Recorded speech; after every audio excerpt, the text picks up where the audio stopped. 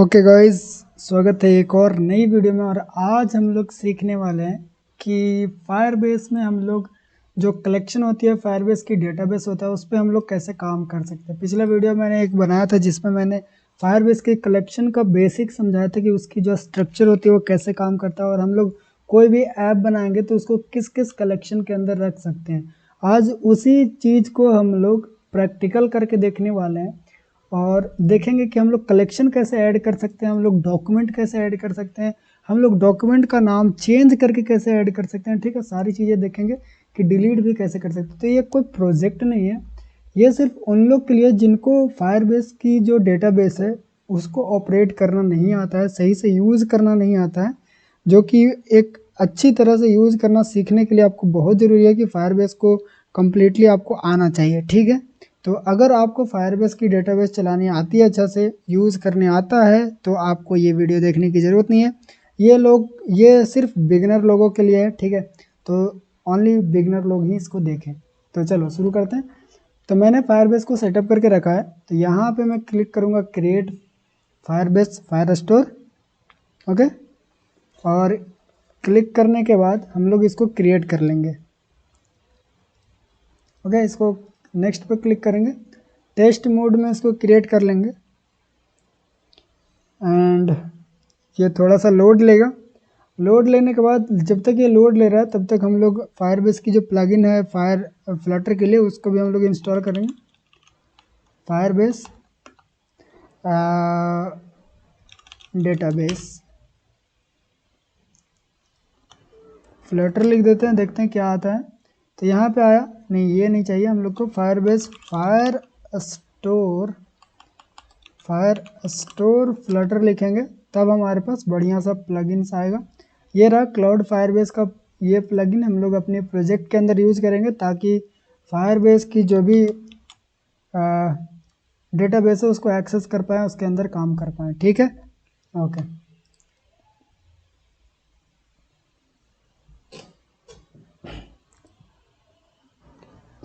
Okay, तो हमारे पास देखो यहाँ पे डेटाबेस बन चुका है। अब इसके ऊपर हम लोग काम करेंगे।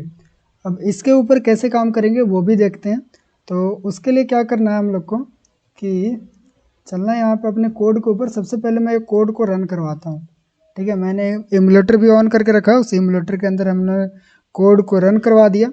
अब कोड जब तक रन हो रहा है तब तक हम लोग अपने पेज के अंदर भी कुछ बना लेते हैं। ये हमारा होम पेज रहा। अब देखो मुझे ज़्यादा कुछ चाहिए नहीं, मुझे सिर्फ एक बटन चाहिए। ठीक है, और वो बटन के ऊपर हम लोग जो भी फंक्शन लिखेंगे उसको सिर्फ रन करवाएंगे बस, और कुछ हम लोग को नहीं चाहिए। तो वो भी देखते हैं कि यहाँ पे मैं क्लिक करूँगा और यहाँ पे मैं लिखूँगा एलिवेटेड बटन, और मैंने एलिवेटेड बटन बना लिया। यहाँ पे मैं लिखूँगा क्लिक हेयर। ओके, और ये बटन हमारा शो होगा हमारी जो ऐप है उसके अंदर। यहाँ पे हमारी बटन शो होगा। तो पहले ऐप को रन होने देते हैं, फिर मैं मिलता हूँ आपसे। ओके गाइस, तो हमारी जो ऐप है वो रन हो चुकी है। अब हम लोग क्या करेंगे कि देखो मैंने यहाँ पे एक बटन बनाया, ठीक है, और अब हम लोग अपनी जो फंक्शन लिखेंगे और सिर्फ ये बटन पे क्लिक करके हम लोग अपने फंक्शन को टेस्ट करेंगे। ज़्यादा हम लोग विजुअल नहीं करेंगे, सिर्फ हम लोग यहाँ पे समझेंगे कि कैसे काम करता है। ओके, तो सबसे पहले चलो एक फंक्शन लिखते हैं, जैसे कि मैंने लिखा void, और यहाँ पे मैं लिखता हूँ क्रिएट कलेक्शन। ठीक है, और इसको मैं एसिंक कर दूंगा। और ये हमारा सबसे पहला जो फंक्शन हम लोग ने बना लिया। अब क्या करना पड़ता है कि सबसे पहले अगर आपको कलेक्शन क्रिएट करना तो उसका इंस्टेंस बनाना पड़ता है। फायरबेस का जो फायर स्टोर है उसका इंस्टेंस बनाना पड़ता है। तो मैं यहाँ पे लिखता हूँ final db equal to Firestore dot instance, यही लिखना है। तो यहाँ पे लिख कर इसको इंपोर्ट भी कर देना है। तो ये हमारा db नाम से एक इंस्टेंस बन गया। अब db का यूज़ करके हम लोग इतना बड़ा कोड लिखने से बच सकते हैं। ओके, तो अब हम लोग क्या करेंगे वो देखते हैं। अब हमारा काम है कि सबसे पहले एक कलेक्शन कैसे क्रिएट होगा। यहाँ पे अगर अभी कलेक्शन क्रिएट करते हैं तो यहाँ पे क्लिक करेंगे, और मान लो मैं बुक नाम का कलेक्शन क्रिएट करता हूँ। नेक्स्ट पे क्लिक करूँगा तो फिर बोलता है कि डॉक्यूमेंट भी एक क्रिएट करो। ओके, तो डॉक्यूमेंट भी एक क्रिएट करना पड़ता है और उसमें आईडी देकर यहाँ पे मैं लिख देता हूँ टाइटल सिर्फ लिख दिया। सेव करते हैं तो यहाँ पे देखना कि एक कलेक्शन क्रिएट हुआ, साथ में एक उसका डॉक्यूमेंट भी क्रिएट हुआ, यानी कि बिना डॉक्यूमेंट की जो कलेक्शन है नहीं क्रिएट हो पा रहा है। तो इसको अभी मैं डिलीट करता हूँ और सेम काम हम लोग कोड की मदद से कैसे करेंगे वो देखते हैं। ये मैंने इसको डिलीट कर दिया। ओके, अभी बैक जाऊंगा मैं और यहाँ पे मैं क्या करूँगा, यहाँ पे मैं लिखूँगा अवेट db डॉट कलेक्शन। ठीक है, इतना लिखने के साथ अभी 1 मिनट रुक जाओ, इसको मुझे डिसेबल करना है तो disable for dot. Okay, db dot collection लिखा और यहाँ पे देना है कि कौन सा कलेक्शन हम लोग को चाहिए रहेगा। तो मैं चाहता हूँ कि बुक नाम का एक कलेक्शन बन जाए। अब बुक नाम का कलेक्शन जैसे मैंने लिखा, और अगर मैं इतना ही रहने दूँ और कुछ नहीं करूँ, तब देखते हैं कि हमारे पास क्या आती है। इतना मैंने लिखा, सेव किया। अब यहाँ पे आकर मैं और इसके नीचे एक मैं मैसेज भी प्रिंट कर देता हूँ, प्रिंट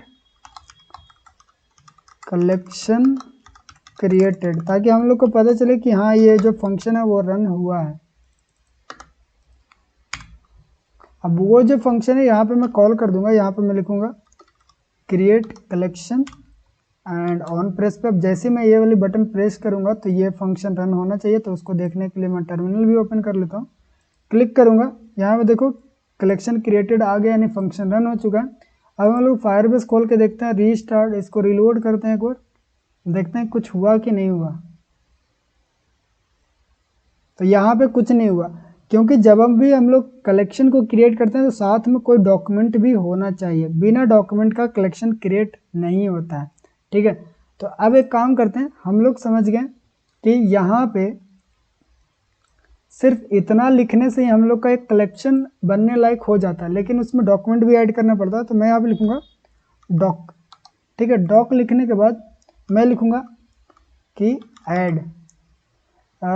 डॉक लिखने के बाद लिखना पड़ता है क्या, ओके, डॉक लिखने के बाद मैं लिखता हूँ इसको, एक सेकंड,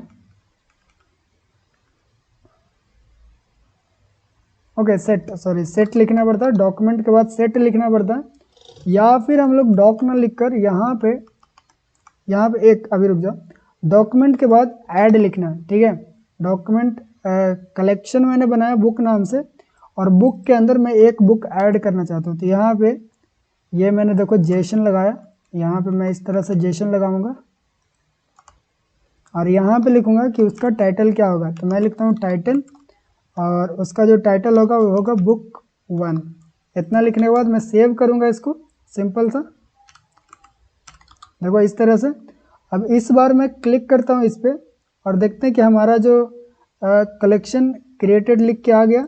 अभी देखते हैं कि हमारा काम हो रहा है कि नहीं हो रहा है। इसको रिलोड करते हैं,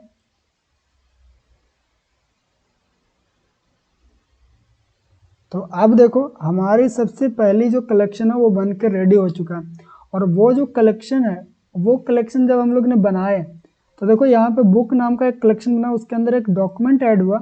अब ये जो नाम है वो हम लोग नहीं दिए, ये नाम खुद से आया कि डॉक्यूमेंट का आईडी क्या होना चाहिए, वो यहाँ पे खुद से आ गया। उसके अंदर हम लोग ने जो फील्ड लगाया था वो देखो यहाँ पे आ गया, टाइटल लगाया और उसके अंदर बुक 1 लिखे थे, वो फील्ड भी हमारे पास आ चुका है।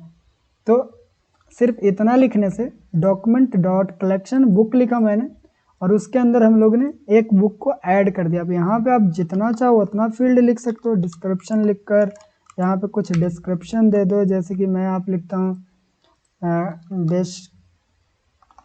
डिस्क्रिप्शन 1 लिख दिया। अब इस तरह से आप जितना भी चाहो उतना आप फील्ड लिखकर आप ऐड करते जाओगे। यहाँ पे क्लिक करोगे तो वो देखो फिर से ऐड हो जाएगा।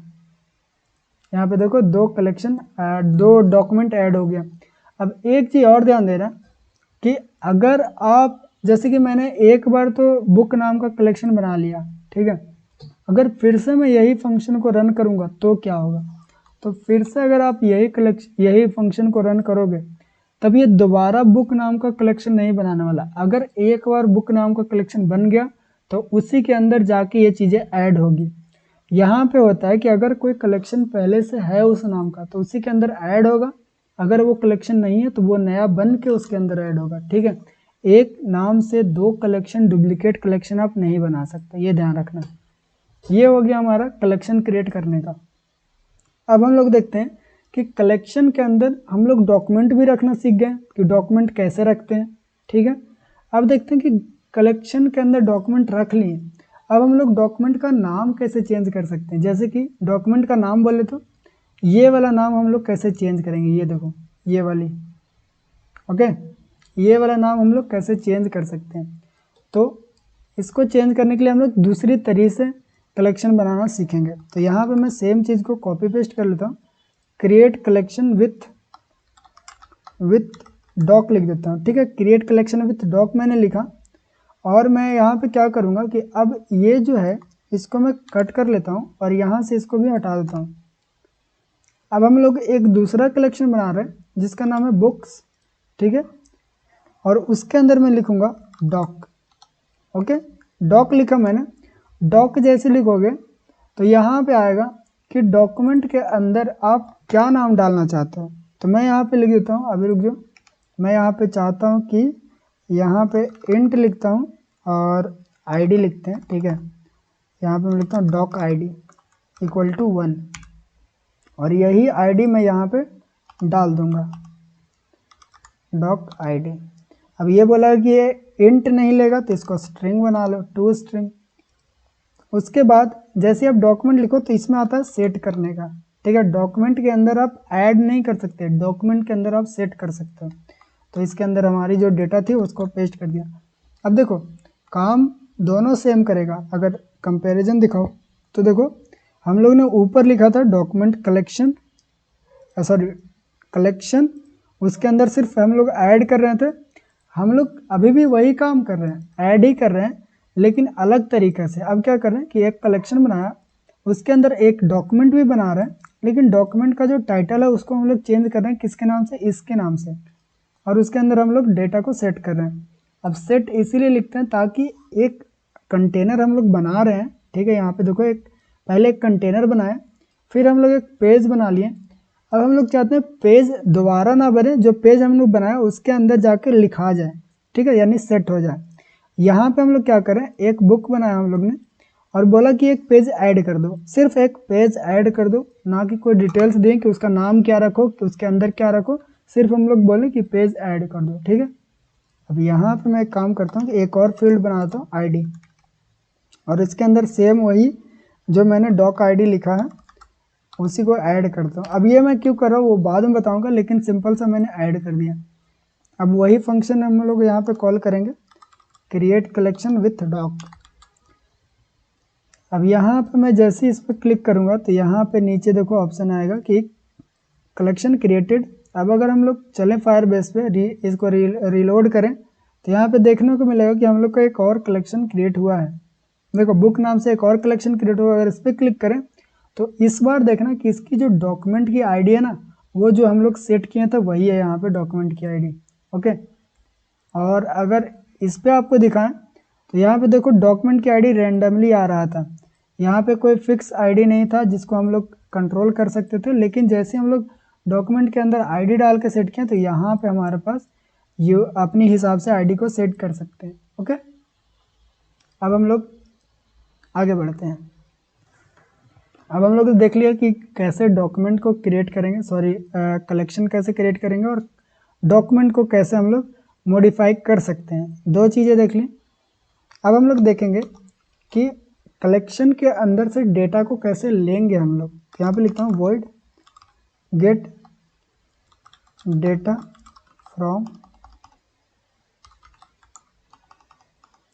data from collection। ठीक है, एसिंग किसको भी लगाते हैं।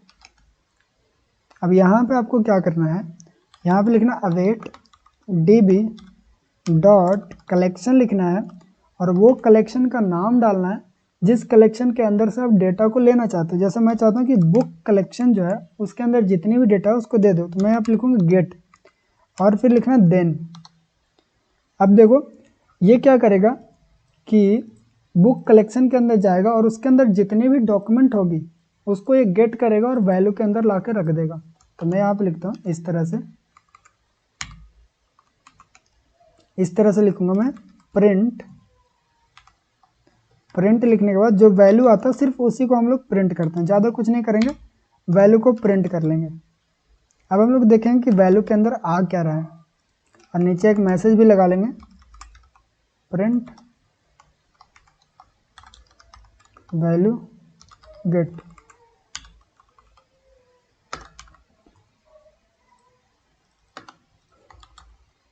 ये हो गया हमारा गेट कलेक्शन, ठीक है, गेट डेटा फ्रॉम कलेक्शन। अब ये वाला जो मेथड है उसको हम लोग कॉल करते हैं, gate data from collection, save करेंगे। अब जैसे मैं यहाँ पे क्लिक करूँगा, ठीक है, अब देखो यहाँ पे क्या चीज़ है, instance of J query snapshot आया, ठीक है। अगर मैं यहाँ पे एक ब्रेक पॉइंट लगाऊँ, इस तरह से अगर आप क्लिक करोगे तो एक ब्रेक पॉइंट लग जाएगा।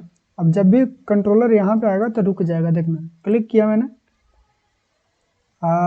एक सेकंड मैं सेव करता हूँ इसको, फिर से मैंने क्लिक किया। अब देखो जैसे यहाँ पे कंट्रोलर है तो रुक गया। अगर मैं इस पर होवर करूँगा तो यहाँ पे देखने को मिलेगा कि हमारे पास कुछ चीज़ें आई, जैसे फायरबेस स्टोर के अंदर क्या क्या चीज़ें आ रही है वो देख लेते हैं। तो यहाँ पे कुछ तो डॉक के अंदर अगर देखो आप तो यहाँ पे देखो हमारे पास कुछ इन्फॉर्मेशन आ रही है, जैसे आईडी आ रहा है, ठीक है, और भी उसके अंदर भी हमारी चीज़, और भी उसके अंदर कुछ चीज़ें आ सकती है।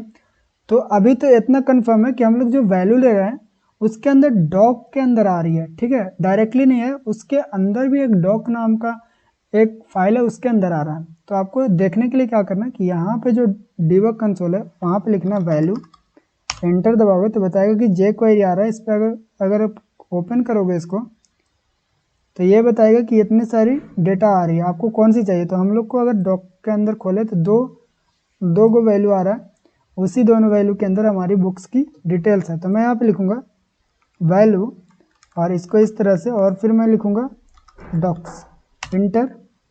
तो इस तरह से नहीं आ रहा, तो मैं एक काम करता हूँ कि इसको कैसे कर सकते हैं, इसको मैं अगर इस तरह से लूँ और डॉक से लिखूँ इंटर, फिर भी नहीं आ रहा। ओके, तो एक बार चेक करते हैं हम लोग क्या कर सकते हैं। और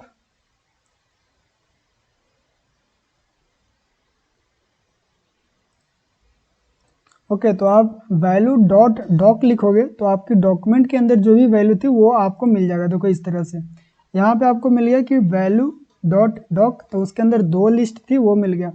तो अब हम लोग डायरेक्टली वैल्यू ना प्रिंट करके हम लोग प्रिंट करेंगे डॉक। ओके, डॉक्स में हम लोग प्रिंट कर लेंगे यहाँ पे, और उसके अंदर देखेंगे कौन कौन सी वैल्यू आ रही है। तो डॉक्स के अंदर हमारे पास क्या क्या वैल्यू आ रहा है, एक तो आईडी आ रहा है, ठीक है, आईडी आ रहा है। उसके अंदर भी अगर कुछ देखें तो फायरबेस स्टोर के अंदर हमारे पास टाइटल था ना, टाइटल हमारे पास आ रहा है कि नहीं आ रहा है।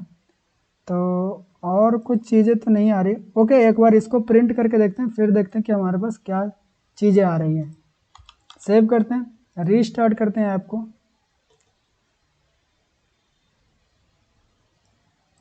और यहाँ पे फिर से क्लिक करेंगे। अब देखते हैं इसके अंदर क्या आया। तो हमारे पास कुछ डॉक्यूमेंट्स आई है, ठीक है, उसकी जो आईडी, अगर ये आईडी आप मैच कराओ तो ये आईडी सेम आईडी होगी हमारी बुक्स के अंदर, पहला जो हमारी डॉक्यूमेंट आईडी है उसके आईडी से सेम रहेगा, ठीक है। अब उसकी आईडी मिल रहा है हम लोग को,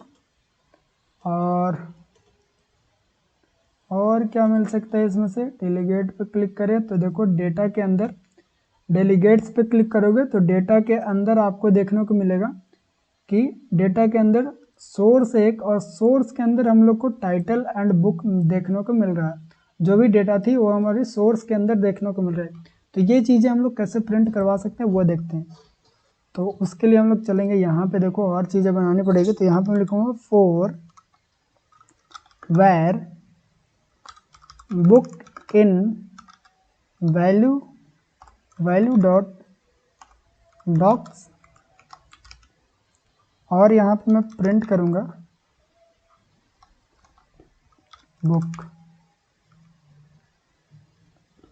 बुक, और उसके अंदर से मैं प्रिंट कर देता हूँ उसके अंदर बाद में देखते हैं, पहले इतना प्रिंट करते हैं। ठीक है, इतना लिखने से क्या हुआ वो समझाता हूँ आपको। कि मान लो कि हमारी जो वैल्यू है उसमें वैल्यू के अंदर डॉग के अंदर 2 लिस्ट आ रही है, 2 एरे हैं। उस एरे में से सबसे पहला ये एरे को, पहली इंडेक्स को पकड़ेगा और इसके अंदर लाके उसको प्रिंट कराएगा।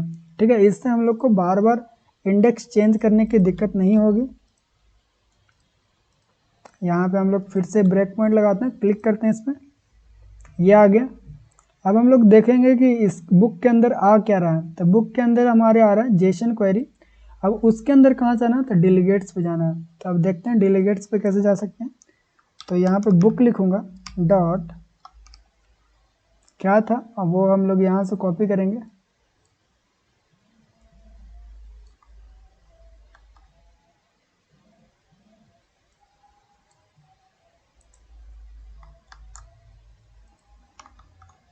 इंटर दबाएंगे तो यहाँ पे एरर आ गया।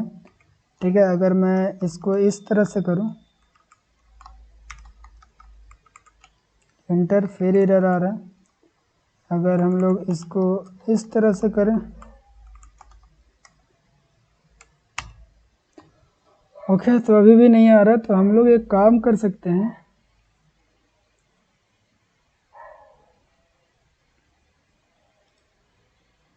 तो हम लोग डायरेक्टली यहाँ पे अगर लिखें बुक्स डॉट डेटा, तो हम लोग को जो बुक्स की डेटा आ रही है वो मिल जाएगी। उस तरह से डेलीगेट करना आपको ज़्यादा हार्ड पड़ जाएगा। ठीक है, तो हम लोग इस तरह से भी कर सकते हैं। अगर अभी मैं आपको दिखाऊं, क्लिक करूँगा यहाँ पे, और यहाँ पे अगर डेटा के अंदर एक बार सेव कर लेते हैं इसको, और एक बार फिर से इसको रीस्टार्ट करते हैं।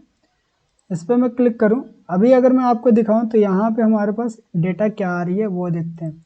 ठीक है, अगर मैं यहाँ पे कंसोल खोलूँ और सबसे नीचे चलें और इसको क्लिक करें, तो देखना यहाँ पे हमारे पास क्या आया, सबसे पहला बुक की जो टाइटल है वो आ गई। और फिर से क्लिक करें तो दूसरी बुक की हमारी टाइटल एंड डिस्क्रिप्शन आ गया। ठीक है, तो इस तरह से हम लोग वैल्यू को गेट कर सकते हैं। सिंपल सा आपको क्या करना है कि यहाँ पे जो भी कलेक्शन से वैल्यू गेट करना वो लिखना है, और जो भी वैल्यू रहेगा वो वैल्यू के अंदर आ जाएगा। फिर जितनी भी वैल्यूज आएगी उसको फोर लूप के अंदर चलाकर बुक की डेटा को ले लेना है। इस तरह से आपकी डेटा रिट्रीव हो जाएगी। ठीक है, हम लोग ने देख लिया कि किसी कलेक्शन को कैसे क्रिएट करेंगे, कलेक्शन विथ डॉक्यूमेंट कैसे करेंगे, फिर हम लोग वैल्यू को कैसे गेट करेंगे। अब हम लोग देखेंगे किसी वैल्यू को हम लोग अपडेट कैसे करेंगे। ओके, तो हम लोग को अगर किसी वैल्यू को अपडेट करना तो वो कैसे करते हैं। चलो, तो मान लो मुझे क्या करना है कि मैंने जो बुक बनाया, ठीक है, उसके अंदर मुझे इसकी जो डिस्क्रिप्शन है उसको चेंज करना है। तो बुक्स के अंदर पहला जो डॉक्यूमेंट है उसकी डिस्क्रिप्शन चेंज करना है, ये हम लोग चाहते हैं। तो मैं यहाँ पे आऊँगा, वॉइड अपडेट डॉक डेटा लिखता हूँ। ठीक है, और फिर मैं इसको एसिंक बना देता हूँ, एसिंक, और इस तरह से। अब मैं क्या लिखूँगा, await db dot collection and किस कलेक्शन के अंदर डेटा चेंज करना, तो मैं लिखूँगा बुक्स के अंदर, फिर मैं लिखूँगा डॉक। अब यहाँ पे आपको बतानी है कि कौन सी डॉक्यूमेंट के अंदर डेटा चेंज करना है। तो मैं चाहता हूँ कि बुक्स कलेक्शन के अंदर जो वन डॉक्यूमेंट है ना, वन नाम की डॉक्यूमेंट, अगर आप बुक के अंदर चेंज करना चाहते हो तो ये वाली जो पूरी की पूरी कोड है वो देना पड़ेगा। लेकिन मैंने इसको ईजी बनाने के लिए मैंने वहाँ पे ये वाला नंबर चेंज किया था, ताकि हम लोग ईजी तरीके से, यहाँ पे मैं लिख दूँ 1। ठीक है, और फिर बोलेगा कि उसके अंदर क्या डेटा सेट करना चाहता है। तो मैं बोलूँगा कि उसके अंदर जो एक डिस्क्रिप्शन नाम का, डेस नाम का एक वेरिएबल है, उसके अंदर आप सेट कर दो कुछ इस तरह की वैल्यू। जो भी चीज़ें वैल्यू है वो हटा के ये वैल्यू सेट कर दो। अब मैं नीचे लिखूँगा प्रिंट, मैं यहाँ पे लिख दूँगा डेटा अपडेटेड। यहाँ पे थोड़ा गलती हो गया। ओके, अब मैं इसको कॉल कर लूँगा यहाँ पे अपडेट डॉक डेटा, और जैसे मैं क्लिक करूँगा इस पर तो यहाँ पे नीचे आएगा डेटा अपडेटेड। अब हमारी डेटा अपडेट हुई कि नहीं वो देख लेते हैं। तो देखो यहाँ पे हमारी जो ये डेटा है इसके अंदर डॉक्स की वैल्यू, डिस्क्रिप्शन की वैल्यू हमारी चेंज हो चुकी है। ठीक है, इस तरह से हम अपने डेटा को चेंज भी कर पाएंगे। अब लास्ट तरीका आता है कि हम लोग डेटा को डिलीट कैसे कर पाएंगे। ओके, तो यहाँ पे मैं लिखूँगा वॉइड डिलीट डॉक एसिंक। अब यहाँ पे मैं लिखूँगा अवेट db डॉट कलेक्शन। कौन सी कलेक्शन से डेटा डिलीट करना है, तो मैं चाहता हूँ कि जो मैंने बनाया बुक्स नाम से कलेक्शन, उसके अंदर कौन सी डॉक्यूमेंट को डिलीट करना है, तो मैं यहाँ पे लिखूँ डॉक और वन डॉक्यूमेंट जो है उसको डिलीट कर दो बस। मैंने इसीलिए नाम चेंज किया था ताकि हमारी जो कलेक्शन है उसको डिलीट करने में इजी रहे। Document deleted. अब मैं ये वाली जो फंक्शन है उसको मैं यहाँ पे कॉल करूँगा डॉक्यूमेंट डिलीट डॉक्स, और सेव करके मैं इस पर क्लिक करूँगा तो नीचे आएगा हमारे पास मैसेज डॉक्यूमेंट डिलीटेड। अगर यहाँ पे जाके देखें तो देखो बुक्स के अंदर अभी कोई भी डेटा नहीं है, सारी डेटा जो है वो डिलीट हो चुका है। बुक के अंदर डेटा है लेकिन बुक्स के अंदर डेटा नहीं है। तो इस तरह से हम लोग ने पूरा फंक्शन समझे कि कैसे हम लोग अलग अलग डॉक्यूमेंट को बना सकते हैं, डिलीट कर सकते हैं। एक फंक्शन और समझते हैं कि हम लोग वॉइड डॉक्यूमेंट के अंदर कलेक्शन कैसे बनाएंगे। ठीक है, तो यहाँ पे मैं लिखूँगा क्रिएट कलेक्शन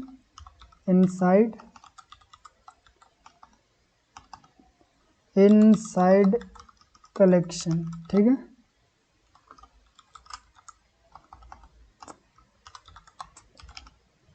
अब मैं लिखूँगा अवेट db डॉट कलेक्शन।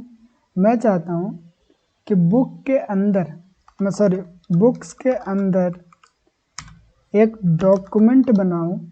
किस नाम से, तो मैं चाहता हूँ दो नाम से डॉक्यूमेंट बन जाए और उसके अंदर फिर से मैं कलेक्शन बनाता हूँ। ठीक है, कलेक्शन किस नाम से, फिर मैं बनाता हूँ ऑथर के नाम से, और उसके अंदर मैं ऐड कर दूंगा एक ऑथर का नाम। ठीक है, मैं यहाँ पे लिख देता हूँ ऑथर, और उसके अंदर नेम जो रहेगा वो मैं नाम डाल देता हूँ। ठीक है, अब देखो मैंने क्या किया कि पहले एक कलेक्शन बनाया बुक नाम का, उसके अंदर एक डॉक्यूमेंट बनाया दो नाम का, और उसके मैं यहाँ पे लिख देता हूँ बुक 2। ठीक है, उसके अंदर एक और कलेक्शन बनाया ऑथर, उसके अंदर नाम डाल दिया। मैं सेम काम एक बार और करना चाहता हूँ। मैं चाहता हूँ कि डॉक बने, ठीक है, डॉक्यूमेंट बने और उसके अंदर बुक थोड़ी सी डिटेल्स भी डाल दो। टाइटल बुक 1, इस तरह से। अब देखो दो काम मैंने किया यहाँ पे। एक तो पहले ये काम जो मैंने पहले बता चुका हूँ, और दूसरा किया कि उसी डॉक्यूमेंट के अंदर फिर से कलेक्शन बनाया, उसके अंदर एक और डॉक्यूमेंट बनाया। चलो इसको टेस्ट करते हैं कि ये हमारा काम हुआ कि नहीं। Create collection inside collection, click करूँगा इस पर, यह हमारा काम कर लेगा। अब यहाँ पे आएंगे, देखो ये कलेक्शन मैंने बनाया, उसके अंदर बुक नाम का एक डॉक्यूमेंट बनाया मैंने। अगर इस पर क्लिक करूँ तो देखो ये बुक नाम की जो डॉक्यूमेंट है उसकी कुछ प्रॉपर्टी भी है और इसके अंदर एक और कलेक्शन भी है। अगर इस पर मैं क्लिक करूँ तो ये दिखाएगा कि इसके अंदर एक डॉक्यूमेंट है। ठीक है, और इसके अंदर कुछ लिखा था मैंने।